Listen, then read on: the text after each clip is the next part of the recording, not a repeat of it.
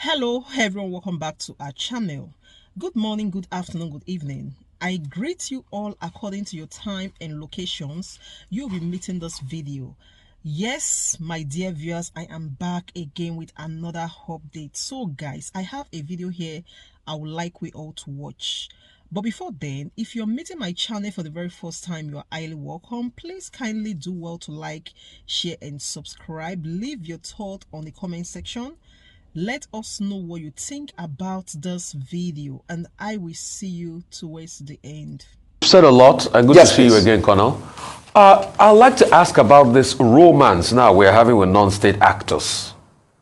The pomposity, if I dare use that word, the boisterous nature of non-state actors, the fact that hitherto non-state actors, militants, are the ones that our leader, our president, now calls in to ask about the debacle in the Niger Delta.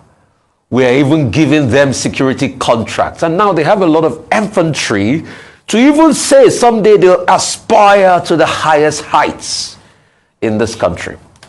Another former governor recently tried to push a case that we should talk and placate bandits and give them what they want because they are freedom fighters. He dare says that he didn't say completely. Anyway, that's me talking, not him talking. This are romance with non-state actors guarding our strategic national assets. Is it a slippery slope?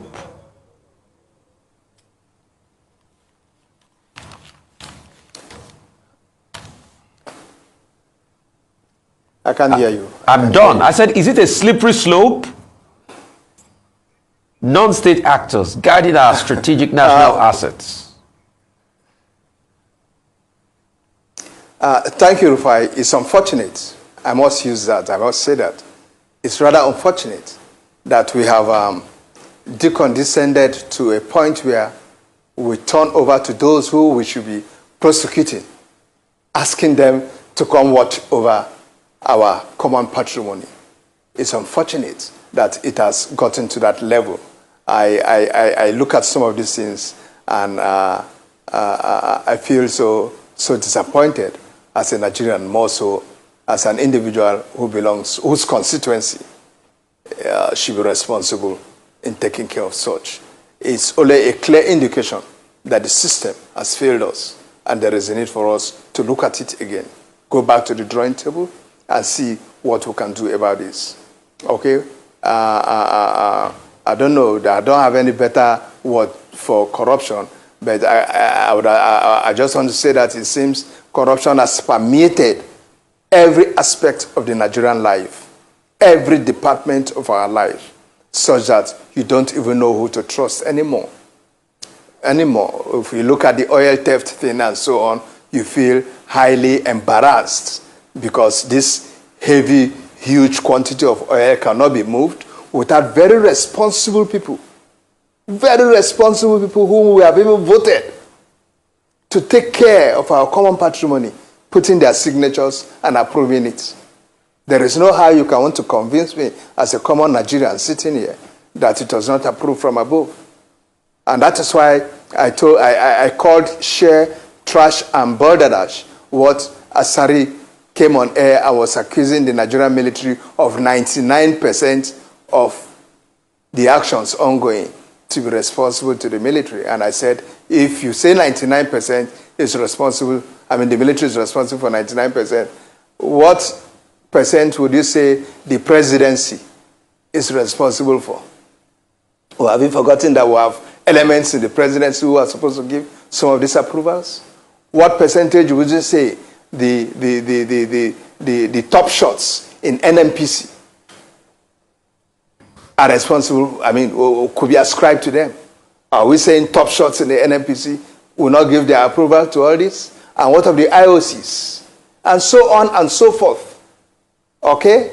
But because you are busy pursuing your own contract, just the way Tom Polo has gotten his, and unfortunately for us, we are now playing hosts to people who we should have been prosecuting long ago. We are playing host to them, even in the villa. It is unfortunate. You are even sitting down to address the nation. Who are you? Let me not digress. The point I'm making is this. We must take Nigeria serious and apply the right rules to get this country going. Simple. Simple. If we want to do it, we know what to do. If we don't want to do it, we shan't do it. Why? Because we are lining our pockets. We are helping ourselves. All right? When we are ready, we shall fix Nigeria. Nigeria must be fixed. Because in this country, we still have patriotic Nigerians. Only they have not had the chance to be in places to fix this country. But we still have them, and they will fix this country.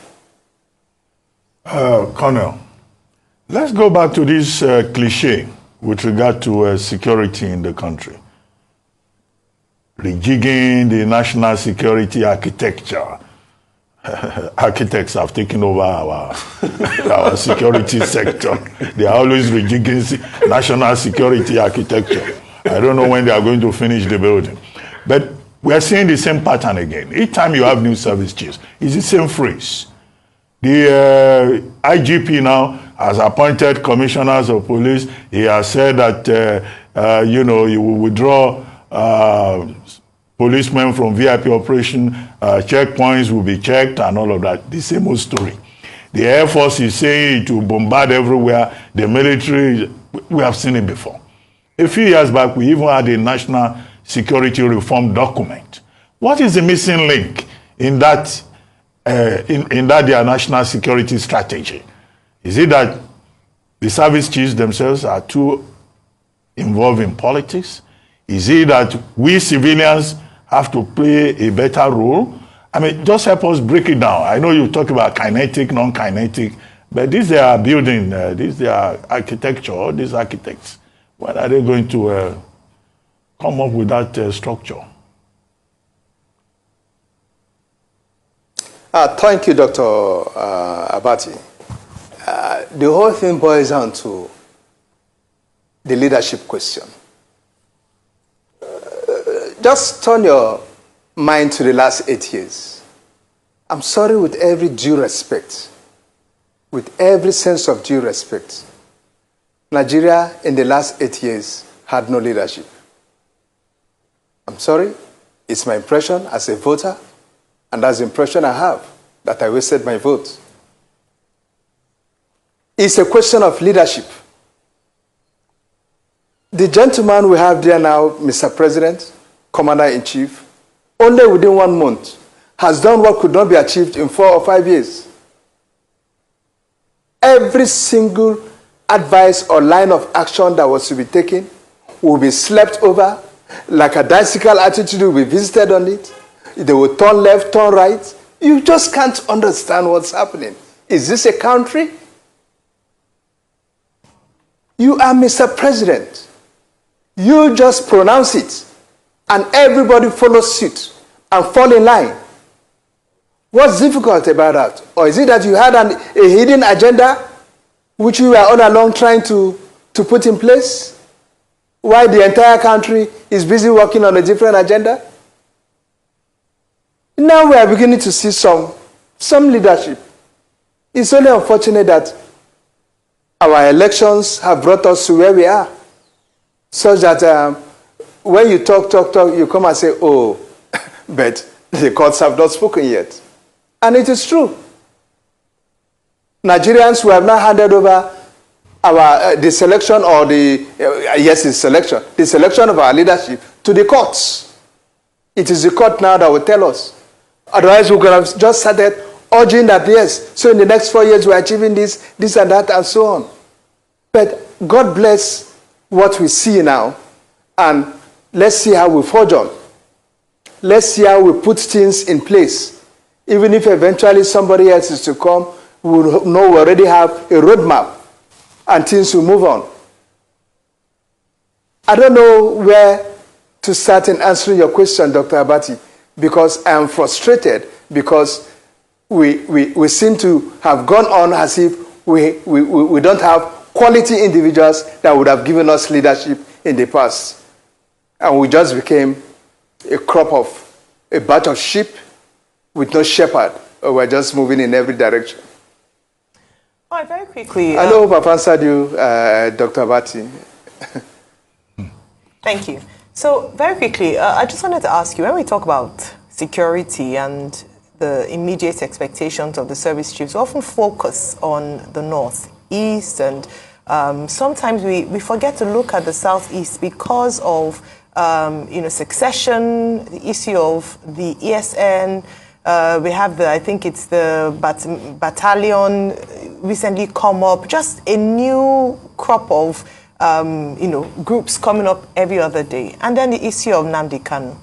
In terms of security, what should the service chiefs, or what should we look at in that area? What are some priority areas in the southeast? Thank you, Ayo. One major priority area in the southeast, which I think will cool off a great deal of nerves, is for us to bring out Kanu, that gentleman. Pull him out. Stop this incarceration. I know some of his pronouncements or maybe lines of actions and so on were offensive to the Nigerian state, and there was a need maybe to take certain actions. But you see, Nigeria itself is a family. That's my picture of Nigeria. When parts of the family feel offended, as a father, as parents, you sit the gentleman down, you sit the child down, and try to find out what are the problems. How do I help you? You don't like the Christmas shoe we bought for you? Okay, we'll get you a new one. Would that solve the problem? You don't like this meal? Can we fix another meal for you? Can we start talking with Kanu? Can we start talking with IPOP? Can we start talking with other groups? I think a conversation with some of these teams would go a long way in addressing the problem. We mustn't at all times apply the stick. Bring in some carrot at times. And let's see a carrot and stick diplomacy at play. Okay? We can do that. And I think if we do that, the southeast, the situation in the southeast will be highly doused, frankly speaking. All right? Further incarceration only make him more and more relevant, only heightened the heroship over him. He is a hero now, whether we want to accept it or not. And we made him the hero. All right. We have made him a hero in the southeast. If he comes out now, he's wise, he can contest the governorship in any of the states. Nobody will be asking whether he's from that state in the southeast. All right. Thank you so much, Colonel Hassan Yes. Stanlabo, for your time this morning. Security expert speaking to us on the... So guys, thank you so much for watching. What do you think about this video? Please kindly drop your thought on the comment section. I'll see you again in my next one. Bye for now.